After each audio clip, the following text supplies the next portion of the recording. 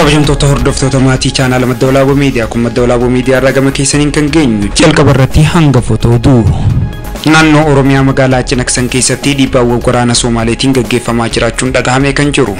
Suudaanitti haleellii kaambii baqattootaa irratti raawwateen daa'imni 17 du'uun isaa dhagahamee kan jiru. Hamas boojamtoota Israa'el 7 yeroo jalqabaatiif gadhiisuun dhagahamee kan jiru. Kun hanga footoo duuti bal'inni isaa akka itti aanutti dhiyaata. Chaanaala keenya subscribe like godhuu hin dagatinaa isiniin jenna.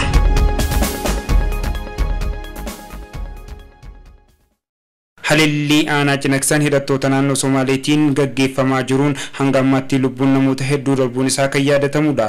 Guyyaa Jimmataa ammoo lubbuun namoota 3 hoggaa darbuu namoonni 8 ammoo madaa'uun isaanii dhagahamee kan jiru. Sanbata dura darbe ammoo barsiisonni 5 osoo mana barnootaa irratti ramadamanii yaa'aa turanitti rasaasni ittiin dhahamuudhaan madaa'uu isaaniitis jiraattonni himanii kan jiran. Hidhattoonni naannoo Somaalee kunneenis Jimmata darbe weerara naannichatti baneen nama tokko yommuu ajjeesuu lama immoo madeessuun isaatis kan yaadatamudha. Haleelliin sanbata duraa itti fufee haaluma kanaanis miidhaawwan hedduun gaggeeffamee kan jiru. Guyyaa Jimmataa magaalaa Jijjigaa iddoo adda addaa Duudaa Hid jedhamutti humnoota naannichaa kunneenis manneenii fi dukkaana daldaltoota dhalattoota Oromoo 10 caalaa gubuu isaaniitis kan yaadatamudha. Hidhattoonni naannichaa Oromoon yeroo naannoo kana bubbulee Jijjigaa nurraa fudhate jechuudhaanis shakkii guddaa qabaachuu isaaniitis eeranii kan jiran. Oromoon iddoo hundatti baqataa taatee jiraachaa kan jirtu ta'uunis eeramee kan jiru.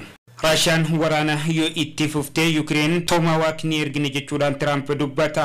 Pirezidaantiin Ameerikaa Doonaald Trump dilbata kaleessaa akka jedhanitti pirezidaantii Raashiyaa Vladimir Putin waraana Ukraine keessatti gaggeeffamaa jiru yoo hin xumurre misaa'ila fageenya dheeraa Tomahawk kan Kiyevitti fayyadamuu dandeessu dhiheessuu akka danda'anis himanii kan jiranidha. Trump xariyaa Air Force One keessatti gaazexeessota waliin afgaaffii deebii kan taasise hoggaa ta'u carraan misaa'ila fageenya dheeraa Tomahawk gara Ukrainetti erguuf kan gaggeeffamu ta'uu ni ilaalama jechuudhaanis dubbatanii kan jiranidha. Kunis akka ergama Tirampii fi pirezidaantii Ukraine Volodymyr Zelenskyy sanbataa fi dilbata bilbilaan haasaan booda yommuu ta'u isaanis dandeettii waraanaa guddisuuf Raashiyaa keessatti haleellii cimsuuf kan ta'uudhaas ibsanii kan jiranidha. Moskoon kanaan duras Waashingtan misaa'ila fageenya dheeraa Kiev akka hin dhiheessine akeekkachiisuun waldhabdeen kunis haala kanaan kan hammaatuu fi hariiroowwan Ameerikaa fi Raashiyaa akka balleessuus akeekkachiisaniiti jiran.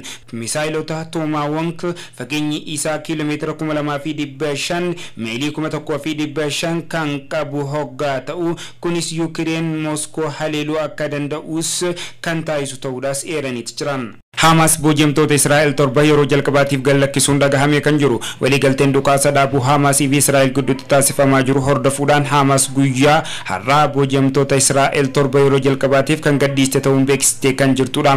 Hamas namoota taateewwan isaanii jala jiran kanneen akka Koree Fannoo Diimaa Idila Addunyaa dabarsee kanneen hoggaa ta'u Koreen Fannoo Diimaa Idila Addunyaa Israa'eliif dabarsee akka kannees ibsee kan jiru. Raayyaan ittisa Israa'el ibsa isaa kana keessatti akka beeksisetti namoota 7 booji'ame kunneenis Fannoo Diimaa dabarsee akka isaaniif kannees eeree kan jiru. Yeroo ammaa kana raayyaan ittisa Israa'elii fi ejensiin nageenya Israa'el Gaazaa keessatti argamu dabarfamaa akka jirus ifoomsee kan jiru. Itti dabaluunis namoota booji'ame dabalataan fudhachuudhaafis qophiin jiraachuudhaas sagalee reediyoo Jarman irraa gabaafamee akka jiru kan eerudha.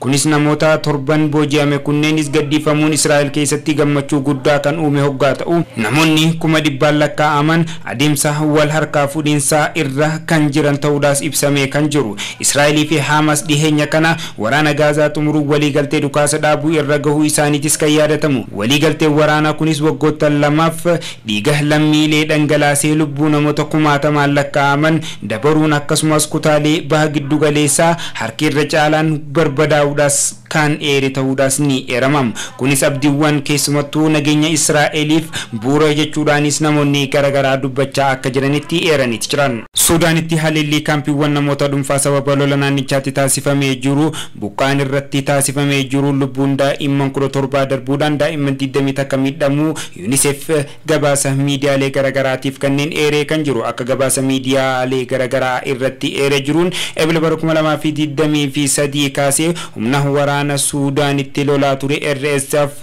halilli sanbata darbe taasisen namoota 60 duudhaan lolli kunis gaagama mirga namummaa namoota miiliyoona 10tti lakkaa'aman beela hamaa keessa galchee akka jirus eeree kan jiru. Daa'imman kunis keessumattuu dhiibbaawwan garaagaraa irra gaggeeffamaa jiraachuudhaas eeree kan jiru. Kaaba Daarfur keessatti naannoowwan hunda keessatti ji'oottaniif beelaan saaxilamaa jiraachuu fi haalli wabii nyaataa fi soora daa'immanii bulchiinsa kanaa sadarkaa yaaddeessaa irra ga'ee akka jiruu fi maatiin nyaata garmalee xiqqaadhaan kan jiraatu hoggaa ta'u hanqina nyaata daa'immanii biraatis baay'ee dabalaa jiraachuudhaas eeree kan jiru. Dhaabbileen fayyaa akka gabaasa kana eeranitti duutii daa'immanii ittuma fufee jira jechuudhaanis dubbatan. Daandiiwwan dhiyeessa nyaataatis baay'een cituu fi konkolaataanis iddoo isaan jiranitti dhaqqabuu dhabuudhaafis rakkoo cimaa keessa jiraachuus eeranii kan jiran. Kunis rakkoo waggoottan hedduudhaaf Suudaan keessatti gaggeeffamaa jiru ta'uudhaas eeramee kan jiru. Sababa lolaa qofa osoo hin ta'in sababa hanqina nyaataatiinis daa'imman hedduun